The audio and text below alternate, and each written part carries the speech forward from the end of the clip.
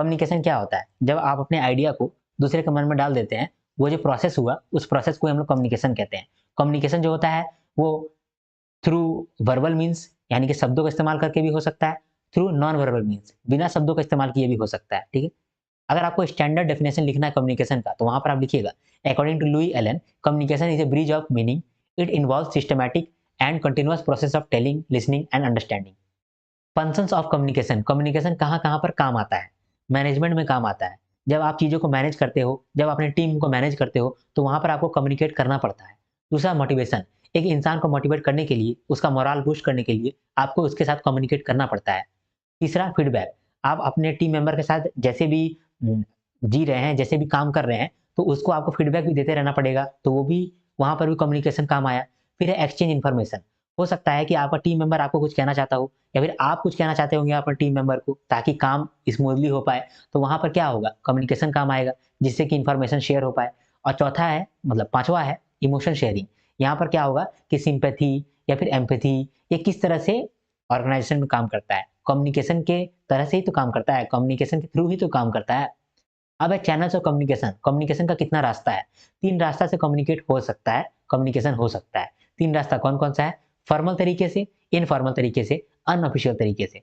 Formal तरीके से मतलब एक हायरार्की में इन्फॉर्मेशन फ्लो हो रहा है। पहले सीईओ को इन्फॉर्मेशन शेयर करना था, तो सीईओ ने बीओडी को बोला, बोर्ड ऑफ डायरेक्टर्स को बोला, तो बोर्ड ऑफ डायरेक्टर्स अब मैनेजर को बोलेंगे, मैनेजर एम्प्लॉयी को बोलेगा, एम्प्लॉयी अपना जनरल वर्कर को बोलेगा।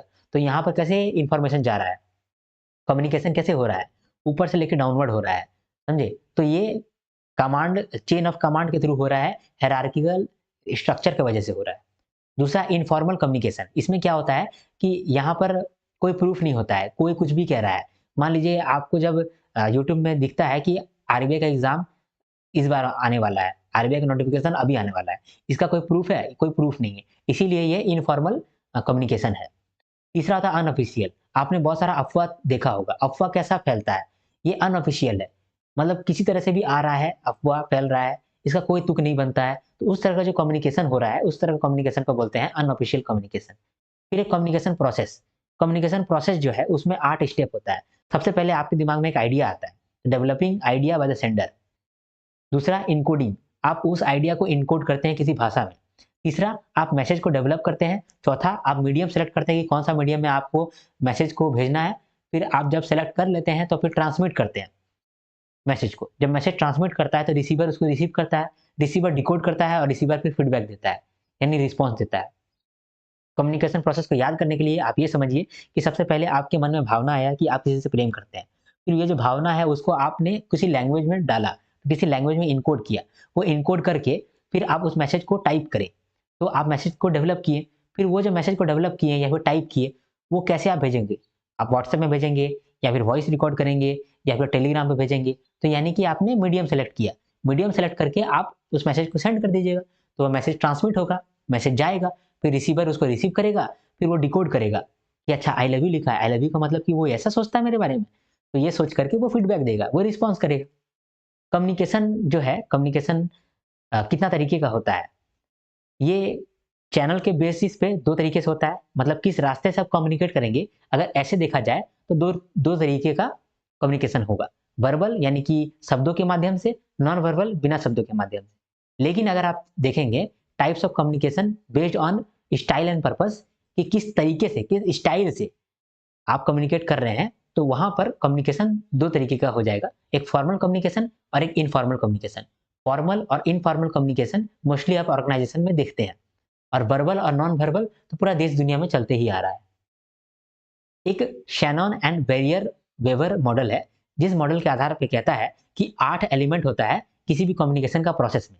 एक सोर्स होता है जो सेंड करता है मैसेज को, एक इनकोडर होता है जो मैसेज को इनकोड कर रहा है, एक मैसेज होता है और फिर एक चैनल होता है जिस चैनल से मैसेज जाएगा, एक होता है डिकोडर जो मैसेज डिकोड करेगा, एक रिसीवर होता है, फीडबैक होता है और नॉइज़ होता है।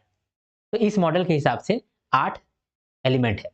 तो चार्ट में कह रहा था कि कम्युनिकेशन का जो रास्ता है, उसमें डायरेक्शन कौन-कौन सा है? तो ऊपर भी हो सकता है, नीचे भी हो सकता है, दाएँ भी हो सकता है, बाएँ भी हो सकता है। अगर नीचे की ओर जाएगा तो डाउनवर्ड कम्युनिकेशन कहेंगे। मतलब कि जो मैनेजर है, वो अपने एम्प्लॉयी लोग से बात कर रहा है, तो वो डाउनवर्ड कम्युनिकेशन हो रहा है। तो यहाँ पर क्या होता है मैनेजर इंस्ट्रक्ट करता है अपने सबऑर्डिनेट को, इसका डिसएडवांटेज क्या क्या है? पहला, एक्चुअल मैसेज जो है वो नीचे जाते जाते बदल जाता है, तो एक्चुअल मैसेज डिस्टॉर्ट हो जाता है। दूसरा, डिले होता है। एक आदमी दूसरे को ईमेल भेजा, वो ईमेल लेट से पढ़ा, तो अगला जो आदमी को बोलेगा वो लेट से बोलेगा। इस तरह से डिले हो जाएगा इन्फॉर्मेशन को पहुंचने में। तीसरा, वन वे कम्युनिकेशन है। अगर डाउनवर्ड कम्युनिकेशन है तो वो नीचे ही जा रहा है, तो जो नीचे वाला एम्प्लॉई है, नीचे वाला एम्प्लॉई के अंदर जो बात है, अगर नीचे वाला एम्प्लॉई कुछ इंपॉर्टेंट चीज जानता है तो वो कम्युनिकेट ही नहीं कर सकेगा, तो ये वन वे कम्युनिकेशन हो गया। फिर क्रिएशन ऑफ फ्रस्ट्रेशन। अगर मान लीजिए जो एम्प्लॉई है वो अपना दिल का बात, वो अपना प्रॉब्लम शेयर ही नहीं कर सकता ऊपर के साथ, ऊपर वाला मैनेजर के साथ, तो यहाँ पर फ्रस्ट्रेशन क्रिएट होगा जो एम्प्लॉय लोग के बीच में। ठीक है। अब अपवर्ड कम्युनिकेशन में क्या होता है कि जो लोअर लेवल ऑफ एम्प्लॉय है वो कम्युनिकेट करता है उसका मैनेजर के साथ, तो कभी कभी हो सकता है कि मैनेजर उसका उतना सुनने नहीं, अटेंशन ना दे उसका बात को, तो यहाँ पर ये एक डिसएडवांटेज हो सकता है। दूसरा, चापलूसी यहाँ पर बहुत होगा। जब एक एम्प्लॉय जो है अपना मैनेजर के साथ बात कर सकता है तो यहाँ पर बहुत ज़्यादा चांसेस है चापलूसी होगा। उसके बाद इमीडिएट बॉस को बाईपास कर देगा। क्या होगा, जो मान लीजिए एम्प्लॉय है वो मैनेजर के ऊपर वाला मैनेजर के साथ बात करने का कोशिश करेगा, क्योंकि अपवर्ड कम्युनिकेशन तो है ही, तो वो सोचेगा कि जो मेरा बॉस है उस बॉस को हम पार करके बाईपास करके उससे भी बड़ा बॉस के साथ हम बात करने लगते हैं, तो मेरा काम बन जाएगा। समझे? तो ये हो गया अपवर्ड कम्युनिकेशन का थोड़ा बहुत डिसएडवांटेज। अब लेटरल कम्युनिकेशन का मतलब होता है, मान लीजिए कि एक ही वर्कफोर्स है, मान लीजिए कि हम एक डिपार्टमेंट में काम करते हैं, फाइनेंस डिपार्टमेंट में, तो फाइनेंस डिपार्टमेंट का एम्प्लॉय अगर फाइनेंस डिपार्टमेंट का एम्प्लॉय के साथ बात करेगा तो लेटरल कम्युनिकेशन हो गया। समझे? लेकिन अगर मान लीजिए कि हम फाइनेंस डिपार्टमेंट का एम्प्लॉय हैं और आप हैं एचआर डिपार्टमेंट का एम्प्लॉय, तो हम आपके साथ बात कर रहे हैं, तो ये भी तो एक तरह का लेटरल कम्युनिकेशन हुआ। दोनों सेम ही लेवल पे काम कर रहे हैं एक ऑर्गेनाइजेशन में, तो इसको भी हम लोग लेटरल कम्युनिकेशन कहते हैं। इसीलिए कहते हैं कि ये जो कम्युनिकेशन है ये किसके बीच में होता है, members of same work group या फिर members of same level in separate work group. ठीक है। लेटरल कम्युनिकेशन में क्या होता है, टाइम बचता है और कोऑर्डिनेशन भी ज्यादा होता है। अब डायगोनल या फिर क्रॉसवाइज कम्युनिकेशन, इस कम्युनिकेशन में क्या होता है, मैनेजर जो है वो दूसरा वर्कफोर्स का या दूसरा डिपार्टमेंट का एम्प्लॉय के साथ बात कर रहा है, या फिर एम्प्लॉय जो है वो दूसरा डिपार्टमेंट का मैनेजर के साथ बात कर रहा है। इसमें क्या एक प्रॉब्लम है, प्रॉब्लम ये है कि जो मैनेजर है वो बढ़िया से बात नहीं सुनेगा, उसको ईगो इश्यूज आएगा, बोलेगा हम तो मैनेजर हैं, हम क्यों बात सुनेंगे एक एम्प्लॉय का, हम मैनेजर से सिर्फ बात करेंगे, एम्प्लॉय से बात नहीं करेंगे। समझे? लेकिन अगर वो बात करेगा तो फायदा होगा, क्या फायदा होगा, कोऑर्डिनेशन बेटर हो पाएगा और अच्छे से काम बन पाएगा। अब है पांचवा, फॉर्मल स्मॉल ग्रुप नेटवर्क। इसमें क्या होता है कि मान लीजिए एक छोटा सा टीम है, वो टीम के अंदर भी कम्युनिकेशन होता है, तो वो कम्युनिकेशन किस तरह से होता है उसको हम लोग कहते हैं स्मॉल ग्रुप नेटवर्क्स। तो 5 तरीका का ये नेटवर्क होता है और कहीं तो 6 भी हो सकता है। पहला होता है सिंगल चेन, जो सबसे ज्यादा एक्सपीरियंस है वो उसके नीचे वाले के साथ बात करता है, और जो उससे नीचे है वो उसके नीचे से बात करता है, फिर वो उसके नीचे वाला जो इंप्लॉय है उसके नीचे वाले इंप्लॉय से बात करता है टीम के अंदर ही। तो इसको कहते हैं सिंगल चेन कम्युनिकेशन या सिंगल चेन नेटवर्क। दूसरा आता है व्हील नेटवर्क, जिसमें एक लीडर होता है, वो 4 आदमी से बात कर रहा होता है कंटिन्यूअसली, स्पॉन्टेनियसली, एक साथ बात कर रहा होता है, एक साथ मैनेज कर रहा होता है, उसको बोलते हैं व्हील नेटवर्क। फिर है सर्कुलर नेटवर्क, इसमें एक जन जो है वो 2 जन के साथ बात कर सकता है। समझे? और इस तरह से एक सर्कुलर चेन बनता है। उसके बाद है फ्री फ्लो नेटवर्क। इस नेटवर्क में क्या होता है कि एक जन जो है वो किसी के साथ भी बात कर सकता है टीम के अंदर। ठीक है। एक होता है इन्वर्टेड वी, इसमें 2 एम्प्लॉय अपना बॉस के साथ बात कर सकता है और उसका बॉस के साथ भी बात कर सकता है। और उसके बाद आता है इन्वर्टेड वाई, कि इंफॉर्मेशन जो है वो बॉस से उसका मैनेजर पे आता है और उसका मैनेजर के बाद 2 एम्प्लॉय में आ जाता है। तो कुछ इस तरह का बन जाता है, पहले ऊपर से आ रहा है इन्फॉर्मेशन, फिर 2 एम्प्लॉय में बढ़ जा रहा है, तो इन्वर्टेड वाई बन जा रहा है। समझे? उसके बाद ग्रेपवाइन कम्युनिकेशन हम लोगों ने देखा। ग्रेपवाइन कम्युनिकेशन का मतलब होता है कोई डायरेक्शन नहीं है, कहीं से भी कम्युनिकेशन जा रहा है। र्यूमर इसका एक बहुत बड़ा एग्जाम्पल है। इस कम्युनिकेशन का कोई डायरेक्शन नहीं है और यहाँ पर परवेसिवनेस होता है, मतलब कि एक इन्फॉर्मेशन हर जगह पहुंच जाता है, तो सब जगह व्याप्त होता है, इसको कहते हैं परवेसिवनेस होता है। ठीक है। यहाँ पर र्यूमर बनने का चांसेस बहुत ज्यादा होता है, ये गैप को फिल कर देता है। मान लीजिए कि एक मैनेजर जो है दूसरा मैनेजर के साथ बात नहीं करता है, लेकिन अगर ये ग्रेपवाइन कम्युनिकेशन हो रहा है, यानी कि बात बहुत जल्दी फैल रहा है, तो ये दोनों इंप्लॉय को या फिर ये दोनों मैनेजर को भी बात समझ में आ जाएगा, बात इन लोग तक भी पहुंच जाएगा, जबकि ये लोग दोनों आपस में बात नहीं करता तो भी। फिर ये कम्युनिकेशन फास्टली होता है, जैसे र्यूमर कितना जल्दी पहुंच फैलता है। उसके बाद है parallel function where formal communication fail. मान लीजिए जब फॉर्मल कम्युनिकेशन फेल हो जाता है, जब टाइम लगने लगता है फॉर्मल कम्युनिकेशन में, तब आप ये ग्रेपाइन कम्युनिकेशन कर सकते हैं। आप कॉल में बोल दिए कि तुम सबको बता दो कि कल को छुट्टी है, तो वो आदमी सबको बता देगा कि हाँ सब जगह छुट्टी है, तो वो आगे पहुंचा देगा बात, वो आगे पहुंचा देगा बात, और इस तरह से बात पूरा फैल जाएगा। चार्ट में कहता है कि जब आप कम्युनिकेशन करते हैं तो वो शब्दों के इस्तेमाल से हो सकता है या फिर बिना शब्दों के इस्तेमाल से भी हो सकता है। जब आप शब्दों का इस्तेमाल करके कम्युनिकेशन करते हैं तो उसको कहते हैं हम लोग वर्बल कम्युनिकेशन, और जब आप शब्दों का इस्तेमाल नहीं करते हैं उस तरह के कम्युनिकेशन को कहते हैं non verbal communication. Verbal communication जहां पर आप शब्दों का इस्तेमाल करते हैं ये दो तरीके से होता है। एक ओरल कम्युनिकेशन जहां से आप मुख से बोल करके कम्युनिकेट करते हैं, और दूसरा रिटन कम्युनिकेशन जहां पर आप लिख करके या रिटन में कम्युनिकेशन करते हैं। ओरल कम्युनिकेशन बढ़िया से होगा या नहीं होगा वो कुछ चीजों पर डिपेंड करता है, उसको हम लोग बोलते हैं प्रिंसिपल्स। तो कौन कौन सा प्रिंसिपल है, कौन कौन सा चीज है जिस पर डिपेंड करता है कि आपका ओरल कम्युनिकेशन अच्छा होगा या नहीं होगा। पहला, प्लानिंग, आप ठीक से प्लान कर रहे हैं कि नहीं कर रहे हैं उस पर डिपेंड करेगा कि आप किस तरह से कम्युनिकेट करेंगे। दूसरा, क्लियर प्रोनाउंसिएशन, जब आप ओरल कम्युनिकेट कर रहे हैं तो आपका प्रोनाउंसिएशन सही होना चाहिए, आप चीजों को सही से उच्चारण करें। तीसरा, ब्रेविटी, यानी कि आपका जो भी मैसेज हो वो ब्रीफ हो, संक्षिप्त में हो, जिससे क्या होगा कि जो सुनने वाला है वो अटेंशन से सुनेगा। चौथा, इंटीग्रिटी एंड यूनिटी, आपके बातों में कॉन्ट्राडिक्शन नहीं होना चाहिए, आपका बात आपका बिहेवियर के साथ समता में रहना चाहिए। फिर प्रिसीजन, आप जो भी बात कह रहे हैं वो स्पेसिफिक होना चाहिए, आप उसको वेग चीज़ नहीं बता रहे हो। तो जो भी आप कम्युनिकेट कर रहे हैं वो प्रिसाइज़ होना चाहिए, वो स्पेसिफिक होना चाहिए। अगर आप कह रहे हो कि मेरा सिलेबस 15 तारीख तक हो जाएगा, तो आपको ये बताना पड़ेगा कि 15 नवंबर तक हो जाएगा या 15 दिसंबर तक हो जाएगा। आपको स्पेसिफिक रहना पड़ेगा, प्रिसाइज़ रहना पड़ेगा। नेचुरल वॉइस, आपको नेचुरल वॉइस में बोलना पड़ेगा, तब आपका कम्युनिकेशन बेटर हो पाएगा। लॉजिकल सीक्वेंस में बोलना पड़ेगा, एक के बाद एक, एक के बाद एक, एक के बाद एक। इस तरह से आप कम्युनिकेशन करेंगे तब कम्युनिकेशन बेटर हो पाएगा, अच्छा हो पाएगा। उसके बाद इमोशन को अवॉइड करके आप अगर कम्युनिकेट करेंगे तब ओरल कम्युनिकेशन बेटर हो पाएगा। ओरल कम्युनिकेशन का कुछ फायदा होता है, कुछ नुकसान होता है। फायदा जैसे कि ओरल कम्युनिकेशन में फीडबैक आपको तुरंत मिल जाता है, ये टाइम सेविंग भी होता है, कॉस्ट सेविंग भी होता है। आपने तुरंत बात किया, उधर से तुरंत रिप्लाई आया, बात किया रिप्लाई आया, बात किया रिप्लाई आया, तो यहाँ पर देख रहे हैं टाइम भी बच रहा है, कॉस्ट भी बच रहा है। तीसरा, easy and little preparation, oral communication में आपको ज्यादा प्रिपरेशन नहीं करना पड़ता है, सिर्फ आपने दिमाग में सोचा और बोल दिया, दिमाग में प्लान किया और बोल दिया, ठीक है। ये कॉन्फिडेंशियल इंफॉर्मेशन यानी कि सीक्रेट इंफॉर्मेशन को छुपाने के लिए ज्यादा फायदेमंद है। अगर आपने किसी को कह दिया कि मैं आपसे प्यार करता हूँ, फिर बाद में आप ऐसा बोल सकते हो कि नहीं मैंने तो बोला ही नहीं था, तो यहाँ पर क्या हुआ कि आपने जो सीक्रेट बात उससे कहा है वो उसी के बीच में रह गया, कहीं दूसरी जगह नहीं फैल रहा है, समझे। डिसएडवांटेज क्या होगा कि जो आप ओरल कम्युनिकेट कर रहे हैं उसका कोई रिकॉर्ड मेंटेन नहीं है।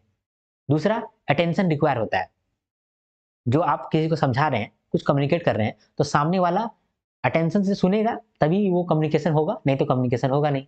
तीसरा, मिसअंडरस्टैंडिंग बहुत होता है।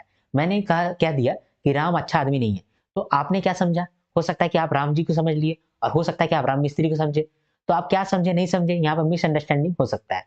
फिर इसका कोई लीगल वैलिडिटी नहीं होता है। मैंने आज आपको कहा कि ये जमीन आप तुम खरीद लो और 2 लाख रुपया तुम दे दो, तो आपने 2 लाख रुपया मुझे दे दिया, उसके बाद कल को आप आए बोले कि देखो जमीन तो मेरा है, तो मैंने आपको बोला कि मैं मुकर गया, मैं बोला कि नहीं नहीं जमीन है ही नहीं, तो आपने बोला 2 लाख रुपए तो दिए थे, तो मैंने बोला कि क्या प्रूफ है, कहीं प्रूफ है कि आपने मुझे 2 लाख रुपए दिया।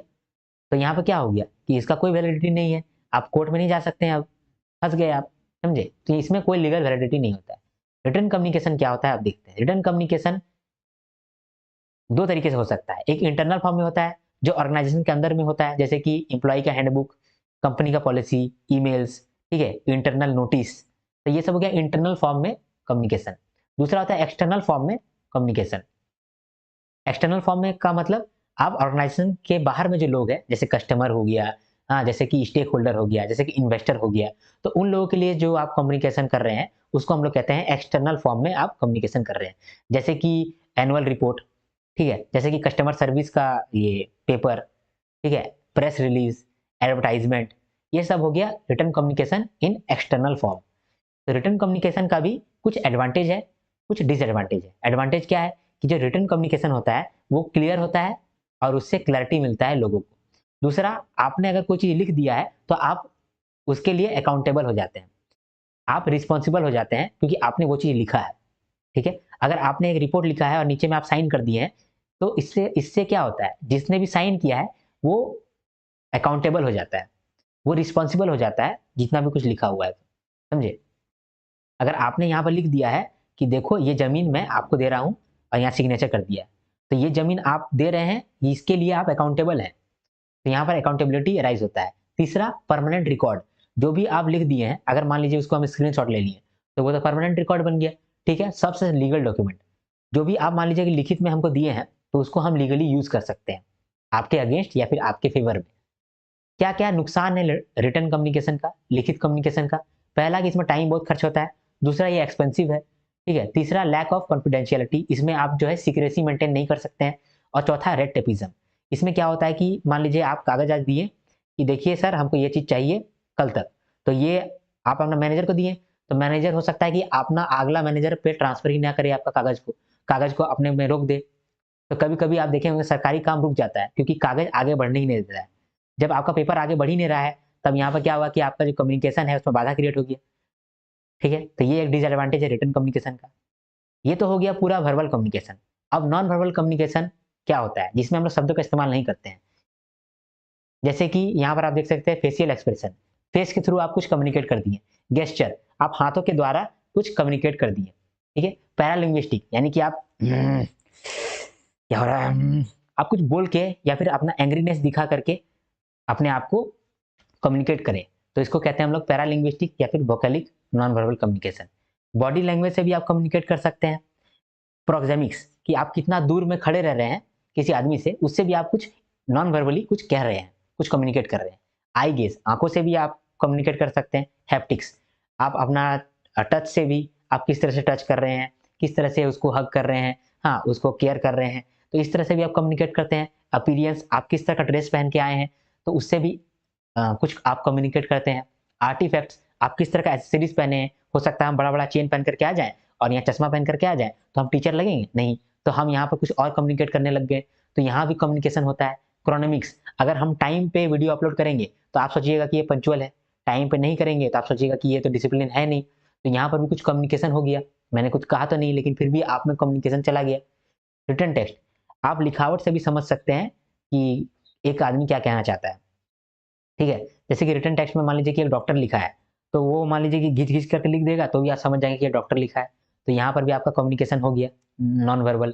फिर होता है प्रोसोडिक फीचर्स, इसमें क्या होता है कि आपको रिदम सेट किए हैं, मान लीजिए कि आप कुछ कह रहे हैं तो एक रिदम में कह रहे हैं, या फिर आप मान लीजिए कि किसी को देख रहे हैं तो आप रिदम में देख रहे हैं, ऐसे देख रहे हैं, ऐसे देख रहे हैं, तो वो कम्युनिकेशन चला जाएगा, ठीक है। फिर आप अचानक से करें तो यहाँ कम्युनिकेशन चला गया कि आप पागल हैं, है ना, तो ये भी कम्युनिकेशन चला गया। इस तरह का कम्युनिकेशन बोलते हैं जो रिदम में आता है, स्ट्रेस में आता है, तो इस तरह का कम्युनिकेशन को बोलते हैं प्रोसोडिक फीचर्स, ठीक है। फिर एक जेनेटिक्स होता है, आपका जेनेटिक्स से भी कुछ कम्युनिकेशन हो जाता है, उसको हम लोग कहते हैं जेनेटिक्स की वजह से नॉन वर्बल कम्युनिकेशन हो गया। तो पहले हम लोग देखते हैं written communication versus oral communication. Written communication में परमानेंट रिकॉर्ड रहता है, ओरल कम्युनिकेशन में नहीं रहता है। रिटन कम्युनिकेशन कॉस्टली रहता है, ओरल कम्युनिकेशन नहीं रहता है। फीडबैक जो है वो जल्दी मिलता है ओरल कम्युनिकेशन में, रिटन कम्युनिकेशन में नहीं मिलता है। टाइम ज़्यादा लगता है रिटन कम्युनिकेशन में, ओरल कम्युनिकेशन में कम लगता है। ज़्यादा रिलायबल जो है वो रिटन कम्युनिकेशन है, ओरल कम्युनिकेशन नहीं है। जो रिटन कम्युनिकेशन है उसको हम लोग लीगली इस्तेमाल कर सकते हैं, ओरल कम्युनिकेशन को नहीं कर सकते हैं।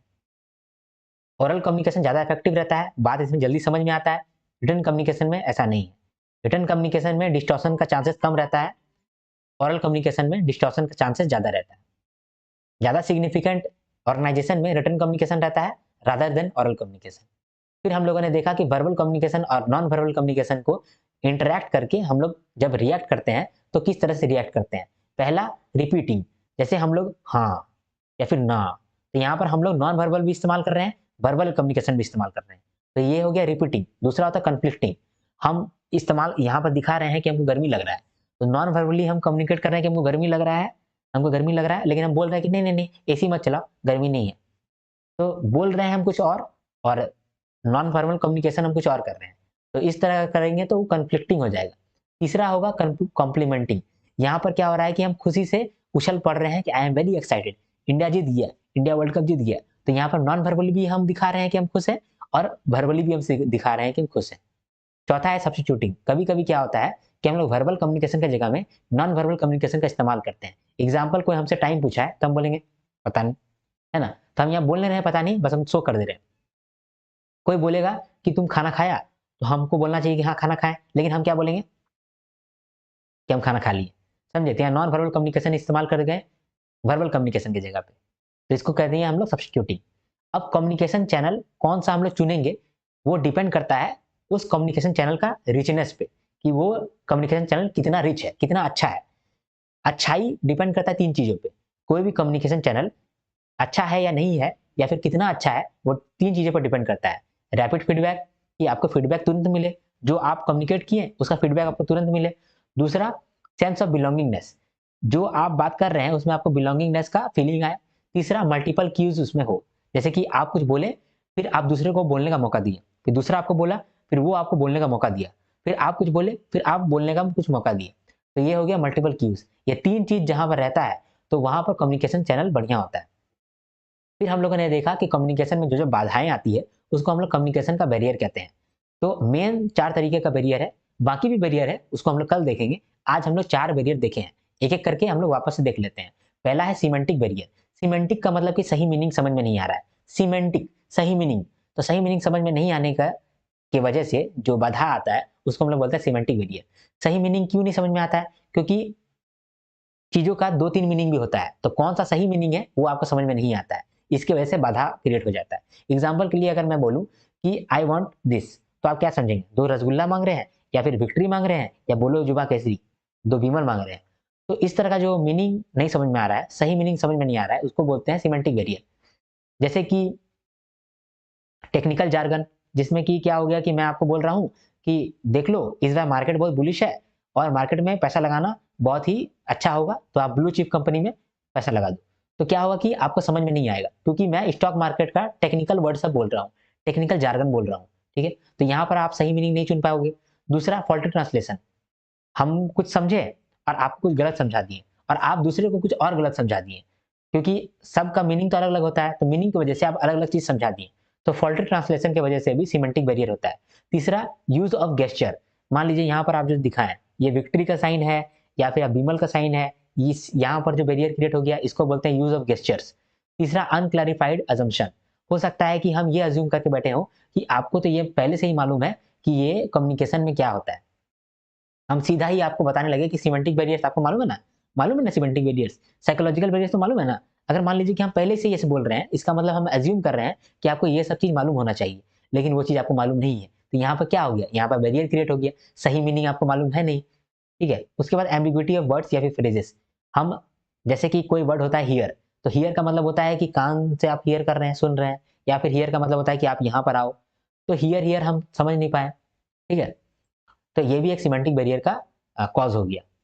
दूसरा है साइकोलॉजिकल बैरियर। ये जो बाधा है, ये क्रिएट होता है आपका साइकोलॉजिकल कंडीशन की वजह से। आपका साइकोलॉजिकल कैसा है? मान लीजिए कि आपका साइकोलॉजिकल कंडीशन है अभी इनअटेंटिव, तो मतलब कि आप कोई चीज को अटेंशन नहीं दे रहे हैं, तो आप चीजों को समझ नहीं पाइएगा। अगर आप चीजों को अटेंशन नहीं दे रहे हैं, तो आप समझ नहीं पाइएगा, वहां कम्युनिकेशन नहीं हो पाएगा। आप मान लीजिए किसी पर भरोसा नहीं करते हैं, तो वहां पर आप बात समझिएगा नहीं। तीसरा, आपको जो भी बातें कह रहा है, आप वो भूल जा रहे हो, तो भी वहाँ कम्युनिकेशन ठीक से होगा नहीं। और प्रीमैच्योर इवैल्यूएशन, आप पहले से ही समझ लिए हैं कि ये तो हमको धोखा देने के लिए आया है, या ये तो चोर है, ये हमको कन्विंस करने के लिए आया है, तो उस केस में भी आप कम्युनिकेशन नहीं होने दीजिएगा। तो ये जो बाधा क्रिएट हो रहा है, ये आपके मन की वजह से हो रहा है, इसीलिए इसको कहते हैं साइकोलॉजिकल बैरियर। तीसरा बैरियर है ऑर्गेनाइजेशनल बैरियर। ऑर्गेनाइजेशन की वजह से जो बैरियर क्रिएट होता है, उसको कहते हैं ऑर्गेनाइजेशनल बैरियर। जैसे कि ऑर्गेनाइजेशनल का पॉलिसी इतना डिफिकल्ट है कि कम्युनिकेशन करना बहुत मुश्किल है। एक आदमी को कहा गया है कि अगर आपको कम्युनिकेट करना है मैनेजर के साथ, तो आपको इतना प्रोसीजर करना पड़ेगा, इतना रूल्स के साथ गुजरना पड़ेगा। तो वो आदमी बोलेगा इतना रूल्स, इतना प्रोसीजर करेंगे, उससे बढ़िया कि हम कम्युनिकेट ही ना करें। तो यहाँ पर बाधा क्रिएट हो गया कम्युनिकेशन के लिए। दूसरा है स्ट्रक्चर। मान लीजिए कि हमको अपने सीईओ को कुछ बात बताना है, क्रूशियल बात है, बताना है, तो पहले हम मैनेजर को बोलेंगे, मैनेजर सीनियर मैनेजर को बोलेगा, फिर वो बीओडी को बोलेगा, अब बीओडी से फिर सीईओ तक बात पहुंचेगा। तो ये तो बहुत बड़ा प्रोसीजर हो गया। तो इतना प्रोसीजर ना हो, इसकी वजह से हम क्या करेंगे, इन्फॉर्मेशन बोलेंगे ही नहीं। तो यहाँ पर क्या होगा कि ये भी बाधा आ गया। तीसरा है ऑर्गेनाइजेशनल फैसिलिटीज। ऑर्गेनाइजेशन में फैसिलिटी है ही नहीं कि हम बात कर सकते हैं अपने सबसे बड़ा आदमी लोग से। हम सिर्फ क्या कर सकते हैं कि हम मैनेजर से बात कर सकते हैं। तो हम मैनेजर को बात करेंगे, तो मैनेजर हो सकता है कि आगे बात फैलाए, या फिर हो सकता है कि आगे बात ना पहुंचाए। तो अगर पहुंचाएगा ही नहीं, तो यानी कि फैसिलिटी बढ़िया है नहीं, है ना। हम डायरेक्टली अपने मैनेजर को कॉल पे बात नहीं कर सकते हैं, हमको मैनेजर को बात करने के लिए ऑफिस जाना पड़ेगा। तो इतना तो फैसिलिटी बढ़िया से दिया नहीं गया है ऑर्गेनाइजेशन के द्वारा, जिसकी वजह से कम्युनिकेशन नहीं हो पा रहा है। तो इस तरह का जो कम्युनिकेशन नहीं हो पाता है उसको कहते हैं ऑर्गेनाइजेशनल बैरियर। फिर है स्टेटस रिलेशनशिप। कभी-कभी क्या होता है कि जो मैनेजर है वो अपने एम्प्लॉय से बात ही नहीं करता है। बोलता है मेरा कुछ स्टेटस है, हम कैसे बात कर लेंगे कोई भी वर्कर के साथ, हम कैसे बात कर लेंगे कोई भी एम्प्लॉय के साथ। तो यहाँ पर कम्युनिकेशन राइज़ हुआ, इसको कह दिए हम लोग स्टेटस रिलेशनशिप। फिर पर्सनल बैरियर 2 तरीके से क्रिएट होता है, एक सुपीरियर रिलेटेड, एक सबऑर्डिनेट रिलेटेड। सुपीरियर जो है वो अपने सबऑर्डिनेट से, यानी जो मैनेजर है वो अपने एम्प्लॉयी से बात नहीं कर रहा है। तो ये जो बाधा क्रिएट हो रहा है, बात नहीं कर रहा है, वो क्यों क्यों नहीं कर रहा है? पहला हो सकता है कि उसके पास टाइम नहीं है, मैनेजर के पास टाइम ही नहीं है बात करने का। दूसरा, वो जानता है कि ये भरोसे लायक नहीं है, जो मेरा सबऑर्डिनेट है वो उसमें भरोसा ही नहीं है हमको। अगर मान लीजिए हम उसको कुछ बोल देंगे तो वो 10 जगह बात फैला देगा, तो वहाँ पर भी कम्युनिकेशन नहीं करेगा एक मैनेजर, एक सुपीरियर अपने सबऑर्डिनेट से। और तीसरा, fear of challenge to authority. हो सकता है कि कम्युनिकेट इसलिए नहीं करना चाहता है क्योंकि उसको डर है कि कहीं ये सबऑर्डिनेट मेरा ही सिचुएशन मतलब मेरा ही चेयर ना ले ले। तो ये डर के मारे भी कभी-कभी सुपीरियर जो है सबऑर्डिनेट से बात नहीं करता है। सबऑर्डिनेट रिलेटेड भी कुछ बैरियर्स है, जैसे कि सबऑर्डिनेट डर के मारे बात नहीं कर रहा है या फिर वो बात करना ही नहीं चाहता है। और दूसरा कि वो सोचता है कि फ़ायदा क्या है कम्युनिकेट करने का, जब हमको बोनस मिलता ही नहीं है। हम अच्छा इन्फॉर्मेशन कम्युनिकेट करेंगे, लेकिन उसके बदले में हमको इंसेंटिव मिलेगा ही नहीं। तो भाड़ में जाए, हम बताएँगे ही नहीं, हम कम्युनिकेट करेंगे ही नहीं। तो वो भी एक तरह का बैरियर है। हम लोगों ने देख लिया था सिमेंटिक बैरियर क्या होता है, साइकोलॉजिकल बैरियर क्या होता है, पर्सनल बैरियर क्या होता है और ऑर्गेनाइजेशनल बैरियर क्या होता है। ये सब बैरियर हम लोगों ने पिछला वीडियो में देखा, वो इम्पोर्टेंट था। अब ये अदर बैरियर्स है, इसको भी देख लेना ज़रूरी होता है। अदर बैरियर्स में कौन-कौन सा बैरियर है? सबसे पहले है फिज़िकल बैरियर। फिज़िकल चीज़ों की वजह से जो बैरियर क्रिएट हो जाता है, जैसे बीच में एक दीवार आ गया है, जिसकी वजह से कम्युनिकेशन नहीं हो पा रहा है। बीच में हो सकता है कि बहुत दूर-दूर में आदमी खड़ा है, तो हम चिल्ला रहे हैं, कम्युनिकेशन हो नहीं पा रहा है। तो इस तरह का जो बैरियर होता है, उसको बोलते हैं फिज़िकल बैरियर। सिस्टम डिज़ाइन, आपका ऑर्गेनाइज़ेशन में इस तरह का सिस्टम बना हुआ है, इस तरह का प्रोसीजर है, जिसकी वजह से कम्युनिकेशन में बाधा आता है, उस तरह का कम्युनिकेशन बैरियर को कहते हैं सिस्टम डिजाइन बैरियर। फिर है एटीट्यूडनल, आप जिसके साथ भी कम्युनिकेट करना चाहते हैं उसको ईगो इश्यूज है, वो आपसे बात नहीं करना चाहता है, वो इंट्रोवर्ट है, वो आपसे दूर दूर भागता है, या फिर आप ही इंट्रोवर्ट है, आप ही नहीं बात कर पा रहे हैं। तो इस तरह का जो बैरियर क्रिएट हो रहा है कम्युनिकेशन में, उसको बोलते हैं एटीट्यूडनल बैरियर। फिर है फियर ऑफ बीइंग क्रिटिसाइज, आप क्रिटिसाइज होने के डर से बात ही नहीं कर रहे हैं, तो यहाँ पर कम्युनिकेशन नहीं हो पा रहा है। जेंडर बैरियर्स, कभी कभी क्या होता है कि लड़का जो है लड़की से शर्माता है, या लड़की जो है लड़का से शर्माती है, तो शर्म के मारे जो कम्युनिकेशन बैरियर क्रिएट हो गया उसको बोल रहे हैं जेंडर बैरियर्स। फिर है फिजियोलॉजिकल बैरियर, मेरा तबीयत ठीक नहीं है इसीलिए हम बात नहीं कर पा रहे हैं, मेरा तबीयत खराब है इसीलिए हम कम्युनिकेट नहीं कर पा रहे हैं, या हमको खांसी हो रहा है इसीलिए कम्युनिकेट नहीं कर पा रहे हैं। ये क्या हो गया? ये फिजियोलॉजी की वजह से हो गया, फिजियोलॉजिकल बैरियर हो गया। फिर बाईपासिंग, कभी कभी क्या होता है कि जो मीनिंग के साथ हम क्वेश्चन पूछ रहे हैं, आप कुछ दूसरा मीनिंग ले लिए हैं। एग्जाम्पल, मैंने आपसे पूछा कि सेक्स फीमेल है या फिर मेल है, आप बोल रहे हैं कि I don't want to do it, तो ये तो आप गलत कॉन्टेक्स्ट में ले लिए। हम बोले कि what is your job in this company, तो आप बोले कि my job is manager, I am the manager of this company. तो क्या हुआ कि मैं कुछ पूछना चाहता था, आप कुछ गलत समझ लिए, तो यहाँ कम्युनिकेशन बैरियर हो गया। इसको बोलते हैं बाईपासिंग, आप ओरिजिनल मीनिंग को बाईपास करके दूसरा मीनिंग ले लिए। ठीक है। एक रिजिडिटी, अगर मान लीजिए कि आपका जो व्यूज है वो एकदम पक्का है, आप दूसरे की बातों को सुनना नहीं चाहते हैं, ठीक है, तो उस समय क्या होता है, रिजिडिटी नाम का एक बैरियर क्रिएट हो जाता है। फिर है आइडियोलॉजिकल बैरियर, आप बचपन से जिस तरह का एजुकेशन लिए हैं, जिस तरह का आइडियोलॉजी पर्सपेक्टिव है आपका, उस पर्सपेक्टिव के हिसाब से क्या हो रहा है कि आप अपने व्यूज के अगेंस्ट में कुछ व्यूज नहीं सुनना चाहते हैं, तो इस तरह का बैरियर को कहते हैं आइडियोलॉजिकल बैरियर। फिर है आइडियोलॉजिकल बैरियर का एक एग्जांपल है शिव भक्त और विष्णु भक्त का। शिव भक्त कहता है कि शिव जी बड़ा है, विष्णु भक्त बोलता है विष्णु जी बड़े हैं। तो इसमें क्या होता है कि आपस में झगड़ा हो जाता है, और दोनों ही अपना-अपना जगह पे सही है, क्योंकि वो जिस तरह का बैकग्राउंड है, उस तरह का जिस तरह का एजुकेशन वो लिया है ज़िंदगी में, उस हिसाब से दोनों सही है। लेकिन वो लोग एडिशनल इन्फॉर्मेशन लेना नहीं चाहता है। तो ये क्या हो गया, आइडियोलॉजिकल बैरियर हो गया। दूसरा है फ़िल्टरिंग। फ़िल्टरिंग इस तरह का बैरियर होता है, जिसमें क्या होता है कि आप जो है इन्फॉर्मेशन को फ़िल्टर आउट करके फ़िल्टर्ड इन्फॉर्मेशन को कम्युनिकेट करते हैं। एग्ज़ाम्पल, आपने देखा कि इस बार क्या हुआ कि आपका कंपनी का सेल्स गिर गया है, तो आप डर के मारे अपने मैनेजर को, या फिर जो हेड मैनेजर है उसको आप बोल नहीं रहे हैं डर के मारे। उसको बोल रहे हैं नहीं, नहीं ठीक ही हुआ है, ठीक हुआ है, कोई दिक्कत नहीं है, सब ठीक है, ऐसे बोल दिए। तो यहाँ क्या हुआ कि आप फ़िल्टर आउट कर दिए इन्फॉर्मेशन को। एक है जनरलाइज़ेशन, मान लीजिए कि आपने स्टीरियोटाइपिंग कर दिया है कि लड़का है तो वो फील्ड जॉब करेगा, लड़की है तो वो ऑफिस जॉब करेगी। हो सकता है कि कुछ लड़की फील्ड जॉब में एक्सपर्ट हो, और ऐसा भी हो सकता है कि कुछ कुछ लड़के हों जो कि ऑफिस वर्क में ज़्यादा बेटर हो। तो आप जो है वो पहले आप स्टीरियोटाइप बना लिए हैं और उसी हिसाब से कम्युनिकेशन करते हैं। तो इस तरह का जो कम्युनिकेशन में गैप हो जाएगा, उस तरह को कहते हैं जनरलाइज़ेशन बैरियर। फिर है डॉगमेटिज़्म।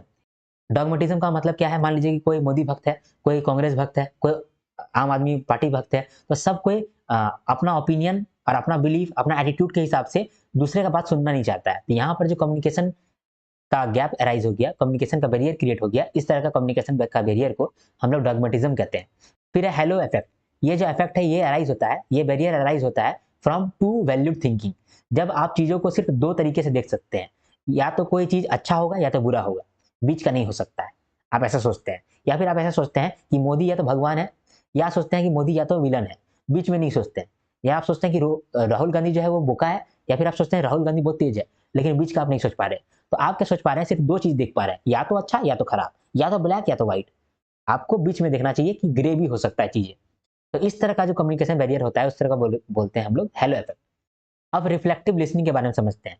रिफ्लेक्टिव लिसनिंग में क्या होता है कि जो भी आप लिसन किए हैं, जो भी आप सुने हैं, उस आइडिया को वापस से आप उसको सुना रहे हैं, ताकि आप कंफर्म कर सके कि जो आइडिया आपको कम्युनिकेट किया गया वो आपको समझ में आ गया। क्योंकि समझ में आ गया तभी तो आप दूसरे को वापस से समझा पा रहे हैं। समझे? एग्जाम्पल के लिए मेरे भैया हमको बोलते हैं कि तुम यहाँ जाना, वहाँ जाना, यहाँ करना, ये करना और ये काम हो जाएगा। तो हम बोलते हैं हाँ समझ में आ गया। तो मेरे भैया पूछते हैं कि समझ में आ गया? तो हम बोलते हैं हाँ। तो मेरे भैया बोलते हैं वापस से सुनाओ तो क्या बोले हम? तो यहाँ पर क्या हुआ, ये हो गया रिफ्लेक्टिव लिसनिंग। दूसरा है परसुएसिव कम्युनिकेशन। हम किसी को परसुएड करने के लिए, हम किसी को कन्विंस करने के लिए जो कम्युनिकेशन यूज कर रहे हैं, इसको हम लोग बोलते हैं परसुएसिव कम्युनिकेशन। फिर defensive and non defensive communication. Defensive का मतलब होता है कि हम डरते हैं कि कुछ ऐसा ना मेरे मुंह से बोला जाए जिससे आपको आहत पहुंच जाए। अगर इस तरह का चीज बोला जाएगा तब तो हम थोड़ा सा बच बच के बोलेंगे ना। हाँ, हम खुल के नहीं बोल पाएंगे। तो हम जो खुल के नहीं बोल पाएंगे, इस तरह को बोलते हैं हम लोग डिफेंसिव कम्युनिकेशन।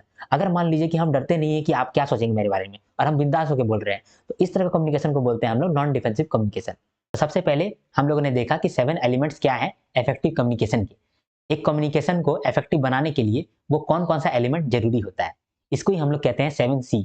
पहला सी होता है क्लियर। आपका मैसेज जो है वो क्लियर होना चाहिए। दूसरा कॉन्साइज। आपका मैसेज कॉन्साइज होना चाहिए, मतलब टू द पॉइंट होना चाहिए, बेकार की बातें उसमें नहीं रहने चाहिए। तीसरा, आपका मैसेज कॉन्क्रीट होना चाहिए।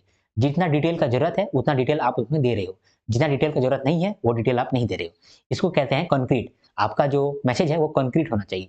चौथा, आपका मैसेज करेक्ट होना चाहिए, ग्रामेटिकली करेक्ट होना चाहिए और एक्यूरेट होना चाहिए। पांचवा, आपका मैसेज कोहेरेंट होना चाहिए, यानी लॉजिकली सीक्वेंस में होना चाहिए। फिर छठा, आपका जो मैसेज है वो कंप्लीट होना चाहिए, आधा अधूरा नहीं होना चाहिए। और सातवां, आपका मैसेज कोहेरेंट होना चाहिए, सॉरी, आपका मैसेज कोर्टियस होना चाहिए। मतलब कि आप जब मैसेज दे रहे हो तब आप पोलाइट हो, प्रोफेशनल तरीके से आप मैसेज दे रहे हो। ठीक है। एक अच्छा स्पीकर का 3 गुण होता है, इथोस, पैथोस और लोगोस।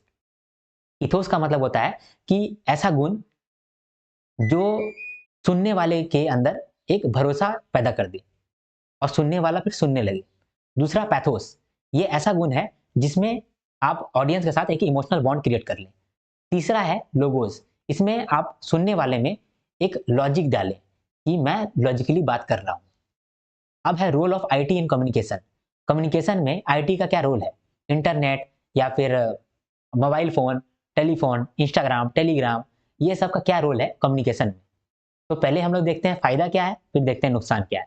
फायदा है कि कम्युनिकेशन आईटी की वजह से 24/7 हो गया है। टाइम का बचत होता है क्योंकि यहाँ पर आपको कहीं जाना नहीं पड़ता है। मनी का भी बचत होता है क्योंकि यहाँ पर आपको कोई चीज़ पोस्ट नहीं करना होता है, कहीं पर जाकर के कम्युनिकेट नहीं करना पड़ता है, आप घर बैठे कम्युनिकेट कर सकते हैं, तो आपका पैसा भी बचता है। करप्शन यहाँ पर रिड्यूस होता है क्योंकि ये ट्रांसपेरेंसी इंटरनेट में ज़्यादा रहता है। रेड टेपिज्म भी कम होता है। यहाँ पर मान लीजिए फॉर एग्जाम्पल आप जाति निवासी के लिए अप्लाई किए हैं, तो आपका कागज कहाँ पर रुका है वो आप देख सकते हैं, फिर आप उसको ठीक कर सकते हैं। तो यहाँ पर रेड टेपिज्म भी रुक गया है। कागज आपका कहाँ का रुक रहा है वो आपको दिख जाता है, और मोस्टली रुकता ही नहीं है कागज। समझे? तो यहाँ पर रेड टेपिज्म भी कम होता है। प्रोवाइड सपोर्ट, जब आपको हेल्प का जरूरत होता है तो आपको हेल्प जल्दी मिल पाता है। मास कम्युनिकेशन, एक मैसेज में ही आप सबको इन्फॉर्म कर सकते हैं अपना कोई भी बात आईटी की मदद से। तो ये सब हो गया एडवांटेज। डिसएडवांटेज क्या हो गया कि जब आईटी आएगा तब वायरस भी आएगा, और वायरस आएगा तो आपका सॉफ्टवेयर खराब हो सकता है, आपका इंफॉर्मेशन लीक हो सकता है। ठीक है। दूसरा, आइडेंटिटी थेफ्ट, हो सकता है कि आपका आईडी को हैक कर लिया और कम्युनिकेशन गलत तरीके से कर दिया, ऐसा भी हो सकता है। तीसरा हो सकता है lose of personal touch. IT में क्या होता है कि पर्सनल टच आप नहीं कर सकते हैं। अगर मान लीजिए कि आप किसी का डिप्रेशन हटा रहे हैं तो आपको मैसेज ही करना पड़ेगा, आपको कॉल में बात ही करना पड़ेगा, लेकिन आप जाकर के उसको पर्सनली टच नहीं कर सकते हैं, पर्सनली उसको गाइड नहीं कर सकते हैं, आप उसको हग नहीं कर सकते हैं। ठीक है। फिर चौथा है अनसर्टेनिटी रिगार्डिंग ऑथेंटिसिटी। मैंने आपको कोई मैसेज कर दिया तो वो ऑथेंटिक है या नहीं है, वो सही सोर्स से आ रहा है कि नहीं आ रहा है, वो आर्यन सर ही मैसेज किए हैं या कोई और कर दिया है, इसमें हमेशा आपको डाउट रहता है। फिर पोटेंशियल फॉर मिसअंडरस्टैंडिंग, कभी भी आईटी में अगर कम्युनिकेशन होता है तो मिसअंडरस्टैंडिंग का चांसेस बहुत हाई हो जाता है। फिर लैक ऑफ अटेंशन, क्या होता है कि अगर मैं आपको 5-6 मैसेज भेज दूं तो हो सकता है कि आप उतना अटेंटिव होकर के ना देखें, लेकिन अगर मैं आपको सामने से बोलता तो आप अटेंटिव होकर के सुनते, समझे। तो आईटी की वजह से ये डिसएडवांटेज है कि लैक ऑफ अटेंशन हो जाता है, ठीक। अब कॉग्निटिव प्रोसेसिंग, कॉग्निटिव का मतलब होता है दिमागी, प्रोसेसिंग का मतलब होता है कि दिमाग में आप किस तरह से प्रोसेसिंग कर रहे हैं। दिमाग में आप किस तरह का प्रोसेसिंग कर रहे हैं, ये दो तरीके से हो सकता है। एक हो सकता है कि आप सोच सोच के प्रोसेस कर रहे हैं, और दूसरा हो सकता है कि खुद ही प्रोसेसिंग हो जा रहा है। सोच सोच के प्रोसेसिंग आप कब करते हैं, जब आप पहली बार गाड़ी चलाने सीख रहे हैं, तभी आपको ध्यान रहता है, सब चीज आप कंट्रोल करके देखते हैं, कंट्रोल करके प्रोसेस करते हैं। दूसरा होता है ऑटोमेटिक अटेंशन, जब 10 साल 20 साल हो चुका है आपको गाड़ी चलाए हुए, तब आप कुछ दूसरा काम करते हुए भी गाड़ी चला सकते हैं, दूसरा काम करते हुए भी सब कुछ आप हैंडल कर सकते हैं। तो यहाँ पर आपका दिमाग में ऑटोमेटिक प्रोसेसिंग हो रहा है, ठीक है। तो कम्युनिकेशन में क्या रोल है, कम्युनिकेशन में अगर आपका ऑटोमेटिक अटेंशन है तो क्या होगा कि आप ऑटोमेटिकली सारा बात बता सकोगे बिना किसी प्रिपरेशन के। लेकिन अगर आप मान लीजिए कि ऑटोमेटिक अटेंशन नहीं है, तब आपको जो भी आप बात बता रहे हो उसके लिए आपको पहले से प्रिपेयर होना के आना पड़ेगा और कॉन्शियस रहना पड़ेगा, ठीक है। मॉडल्स इन कम्युनिकेशन का मतलब होता है कि कम्युनिकेशन में क्या क्या डिजाइन है, कौन कौन से डिजाइन से एक कम्युनिकेशन होता है। लीनियर मॉडल ऑफ कम्युनिकेशन का मतलब ऐसा, ट्रांजैक्शनल मॉडल ऑफ कम्युनिकेशन का मतलब ऐसा, ठीक है। और इंटरैक्शनल मॉडल का कम्युनिकेशन का मतलब ऐसा ऐसा ऐसा ऐसा। तो लीनियर मॉडल का मतलब बोला ऐसा कि यहाँ पर कोई फीडबैक नहीं है, यहाँ पर एक ही तरफ से कम्युनिकेशन जा रहा है, स्पीकर अपना स्पीच दे रहा है, उसको ऑडियंस सुन रहा है और कुछ इफेक्ट हो रहा है, लेकिन फीडबैक नहीं है, ठीक है। लीनियर मॉडल ऑफ कम्युनिकेशन में 3 मॉडल है। एक अरिस्टोटल मॉडल, वो कहता है कि स्पीकर ही मेन है, स्पीकर सेंटर्ड है, और जो ये ऑडियंस है ये पैसिव है, वो इतना एक्टिव नहीं है। तो ये पब्लिक स्पीकिंग में काम आता है कि पब्लिक स्पीकर जो है वो अपना स्पीच देता है, स्पीच को ऑडियंस सुनता है और ऑडियंस पे कुछ इफेक्ट पड़ता है, ठीक है। तो ये हो गया अरिस्टोटल मॉडल। दूसरा है शैनन और वीवर मॉडल। शैनन और वीवर मॉडल, जो ओरिजिनल शैनन वीवर मॉडल है, ये वन वे है, जिसमें कि कोई फीडबैक नहीं है। जैसे कि एक मैसेज गया, मैसेज पे इनकोडर हुआ, मतलब इनकोडर से इनकोड हुआ मैसेज, फिर वो मैसेज चैनल से गया, वो मैसेज को फिर कोई डिकोड किया, फिर वो रिसीवर में पहुंचा। तो ये जो मॉडल है ये शैनन वीवर मॉडल है। ये मॉडल को मैंने पहला वीडियो में भी आपको कवर कराया था, वहां पर मैंने बोला था कि इस मॉडल में फीडबैक भी आता है, लेकिन फीडबैक आता है तब जब ये मॉडल को इम्प्रोवाइज कर दिया गया। ये जो ओरिजिनल मॉडल था, शैनन वीवर का ओरिजिनल मॉडल, वहां पर फीडबैक नहीं था, लेकिन बाद में लोगों ने इसको इम्प्रोवाइज कर दिया, इसमें फीडबैक ऐड कर दिया, ठीक है। अब तीसरा मॉडल है बर्लो का एसएमसीआर मॉडल। इसमें हम लोगों ने देखा कि सेंडर, मतलब एसएमसीआर का मतलब ये होता है source, message, channel, receiver. Source और रिसीवर के पास कुछ गुण सेम होने चाहिए, तब एक कम्युनिकेशन बढ़िया से हो पाएगा। सेंडर और रिसीवर दोनों के पास कम्युनिकेशन स्किल होना चाहिए, समझने का शक्ति होना चाहिए, समझाने का शक्ति होना चाहिए। फिर दोनों के पास यानी सेंडर और रिसीवर के पास नॉलेज भी होना चाहिए। मान लीजिए कि जो सोर्स है वो फाइनेंस का बात कर रहा है, तो रिसीवर को भी फाइनेंस का बात समझ में आना चाहिए, तो दोनों के पास नॉलेज होना चाहिए। फिर सोशल सिस्टम दोनों का सेम होना चाहिए। अगर जो सेंडर है वो इंग्लिश में बात कर रहा है तो रिसीवर को भी इंग्लिश समझ में आना चाहिए। वो किस तरह सोशल सिस्टम में रहता है वो मैटर करता है इफेक्टिव कम्युनिकेशन के लिए। फिर कल्चर भी दोनों का सेम होना चाहिए, और दोनों का एटीट्यूड भी पॉजिटिव होना चाहिए, या फिर दोनों का एटीट्यूड नेगेटिव होना चाहिए, मतलब एटीट्यूड दोनों का सेम होना चाहिए। फिर मैसेज और चैनल की बात करें तो मैसेज का कंटेंट मैटर करता है, एलिमेंट मतलब आप किस तरह से उसको समझाते हैं, मैसेज का किस तरह से स्ट्रक्चरिंग हुआ है वो भी मैटर करता है, और मैसेज में आप जो कोड का इस्तेमाल कर रहे हैं वो कोड रिसीवर को समझ में आ रहा है या नहीं आ रहा है वो भी मैटर करता है। चैनल मतलब कि किस रास्ते से आप कम्युनिकेशन कर रहे हैं, तो वो सेंसेस के थ्रू होता है, आप सुन के भी कम्युनिकेट कर सकते हैं, स्मेल करके भी, टच करके भी, टेस्ट करके भी आपका कम्युनिकेशन हो सकता है। तो ये तो हो गया एसएमसीआर मॉडल बर्लो का। तो अब हम लोग देखेंगे ट्रांजैक्शनल मॉडल ऑफ कम्युनिकेशन। हम लोगों ने ये वाला मोटिवेशन देख लिया, लीनियर मॉडल ऑफ कम्युनिकेशन। अब हम लोग ये वाला मॉडल देखेंगे। इस मॉडल में क्या हो रहा है, दोनों आपस में कम्युनिकेट कर रहा है साथ साथ, ये भी कुछ कह रहा है फिर ये भी कुछ कह रहा है, दोनों कह रहा है, दोनों बात कर रहा है, दोनों कह रहा है, तो ये 2 वे इंटरेक्टिव प्रोसेस है, ठीक है। इंटरपर्सनल मॉडल है ये यहाँ पर फीडबैक ऐड है। लीनियर मॉडल में कोई भी फीडबैक नहीं था, ये कुछ नहीं कर सकता था, लेकिन यहाँ पर फीडबैक ऐड हो रहा है। यहाँ पर मल्टी लेयर सिस्टम है, मतलब आप मल्टी तरीके से फीडबैक ले सकते हैं। तो बार्लन का ट्रांजैक्शनल मॉडल यहाँ पर हम लोगों ने देखा, इसमें कहता है कि मल्टी लेयर फीडबैक सिस्टम होता है। यहाँ पर संकेतों का बहुत मायना है। जैसे मान लीजिए कि आप कहीं पर, आपका बॉयफ्रेंड आपको कहीं पर लेकर के गया, ठीक है, तो वहाँ का आप एरिया देख करके, वहाँ का फिजिकल चीज देख करके या उसका इन्वायरमेंट देख करके आपको कुछ संकेत हुआ कि ये इन्वायरमेंट बहुत प्यारा है, तो आपको अच्छा लगा। हो सकता है कि आपको ये कम्युनिकेट हो कि ये तो बहुत डरावना है, ये जगह में क्यों लेकर के आया, तो आपको यहाँ कम्युनिकेशन हो गया। दूसरा होता है प्राइवेट क्यूज, आप सेंस करके, मतलब आप हो सकता है कि आप चीजों को अगल बगल में देख रहे हैं तो आपको गंध आ रहा है, तो आपको लगेगा कि ये कौन सा जगह में लेके आ गया, तो कम्युनिकेशन हो गया। यहाँ पर संकेत मिल गया कि आप कैसा जगह में आए हैं। हो सकता है कि आप सुन रहे हैं कि बहुत यहाँ पर हल्ला गुल्ला हो रहा है, इंसान बहुत रो रहा है, तो आपको समझ में आ जाएगा कि ये अच्छा जगह नहीं है, तो यहाँ पर भी कम्युनिकेशन हो गया।